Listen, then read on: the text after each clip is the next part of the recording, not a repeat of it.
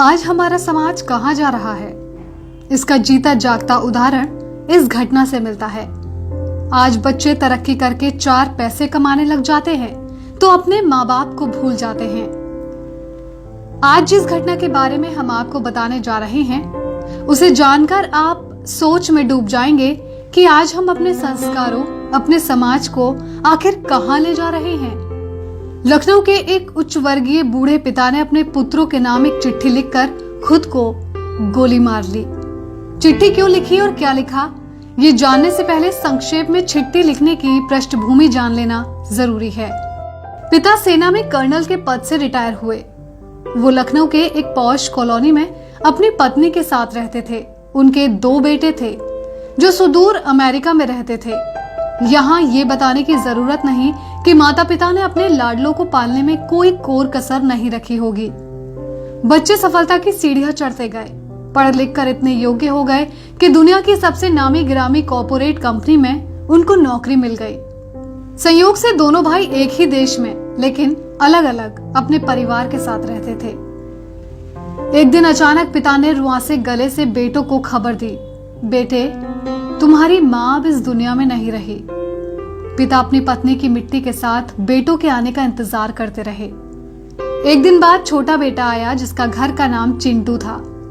पिता ने पूछा, चिंटू मुन्ना क्यों नहीं आया? मुन्ना यानी बड़ा बेटा। पिता ने कहा कि उसे फोन मिला, पहली उड़ान से आए। धर्म अनुसार बड़े बेटे का आना सोच वृद्ध फौजी ने जिद सी पकड़ ली। छोटे बेटे के मुंह से एक सच निकल पड़ा। उसने पिता से कहा कि मुन्ना भैया ने कहा है कि माँ की मौत में तुम चले जाओ, पिताजी मरेंगे तो मैं चला जाऊंगा। कर्नल साहब कमरे के अंदर गए, खुद को कई बार संभाला, फिर उन्होंने चंद पंक्तियों का एक पत्र लिखा जो इस प्रकार था। प्रिय बेटो, मैंने और तुम्हारी माँ ने बहुत सारे अरमानों के साथ तुम लोगों को पाला पोसा, दुनिया के सारे सुख दिए, देश दुनिया के बेहतरीन जगहों पर शिक्षा दी। जब तुम्हारी माँ अंतिम सांस ले रही थी तो मैं उसके पास था। वो मरते समय तुम दोनों का चेहरा एक बार देखना चाहती थी। तुम दोनों को बाहों में भर कर चूमना चाहती थी। तुम लोग उसके लिए वही मासूम मुन्ना और चिंटू थे। उसकी मौत के बाद उसकी लाश के पास तुम लोगों का इंतजार करने के लिए मैं था। मेरा मन कर रहा था कि काश तुम लोग मुझे डांढस बंधाने के लिए मेरे पास होते। मेरी मौत के बाद मेरी लाश के पास तुम लोगों का इंतजार करने के लिए कोई नहीं होगा।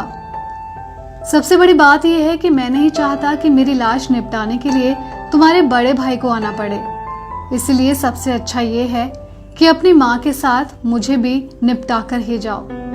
मुझे जीने का कोई हक नहीं, क्योंकि जिस समाज ने मुझे जीवन भर धन के साथ सम्मान भी दिया, मैंने समाज को असभ्य नागरिक दिए। हाँ, अच्छा रहा कि हम अमेरिका जाकर नहीं बसे, सच्चाई दब जाती। मेरी अंतिम इच्छा है कि मेरे मेडल तथा फोटो बटालियन को लौटाए जाए तथा घर का पैसा नौकरों में बांट दिया जाए। जमा पूंजी आधी वृद्ध सेवा आश्रम को दे दी जाए। कर्नल साहब ने कमरे में ठाई से गोली मार ली। इस घटना की खबर हमने नेशनल क्राइम इन्वेस्टिगेशन ब्यूरो के आधिकारिक फेसबुक पेज से ली है। ये खबर सुनकर यकीनन आप सोचने पर मजबूर हो जाएंगे कि हम अपने समाज को आखिर कहां लेकर जा रहे हैं।